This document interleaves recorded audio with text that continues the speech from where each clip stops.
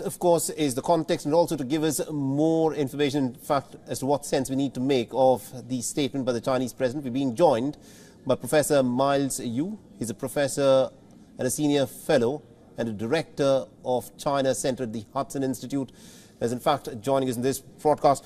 Now, Professor, this is something that is going to be talked a lot. The comment that was made by the Chinese President Xi Jinping, if I can read out to you, he said that China has not provoked a conflict or a war or has occupied a single inch of foreign territory. But the fact is, China has a lot of territorial disputes with other nations and has been pretty belligerent in the last couple of decades. How do we reconcile the statement that the Chinese President Xi Jinping made with the reality on the ground? Well, thank you for having me. And every aggressor always believes whatever they occupy, they invade, they conquer, is rightfully belongs to them. Hitler had the same logic. Right? Every piece of land he conquered in the 30s and 40s belonged to Germany. Russia is doing the same thing because Russia believes that Ukraine should be part of Russia.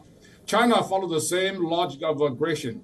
So in his own conceptual framework, everything China wants, you mentioned very nicely in your leading piece here, South China Sea, Taiwan, part of the India and part of Vietnam, part of Japan, they all should belong to China. So in that sense, in his own logic of aggression, yes, China never wants, never has occupied 1 inch, except other people disagree. So that's basically is a Chinese logic. It's a partly imperialistic. A lot of part of it is basically a communist, revanchist. China wants to restore its past glory. China also believes that if China doesn't conquer the world, right, the world will conquer China. So that's why it's very, very aggressive. All right, very interesting. And also the context in which the Chinese President Xi Jinping made that statement. He was, of course, at the APEC summit. Now, the Chinese and the Americans have had a lot of issues in the last few years. The United States has been involved in quite a few wars.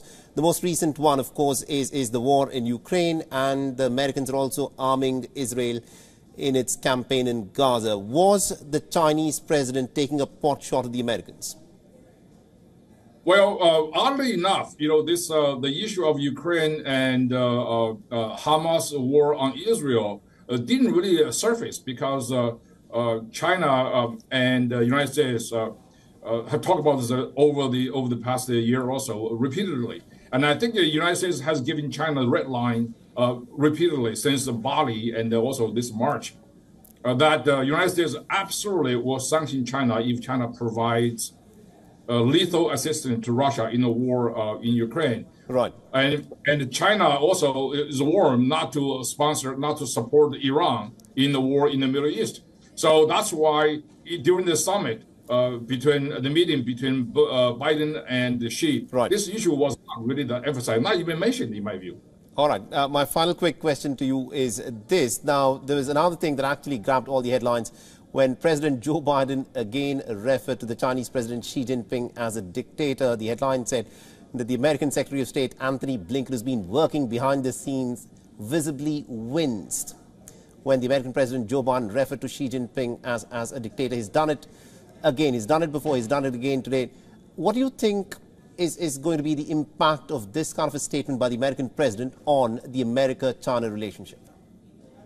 I think that President Biden was just confirming what the Chinese constitution says. Article 1 of the Chinese constitution said, China is a socialist country with a dictatorship of proletariat.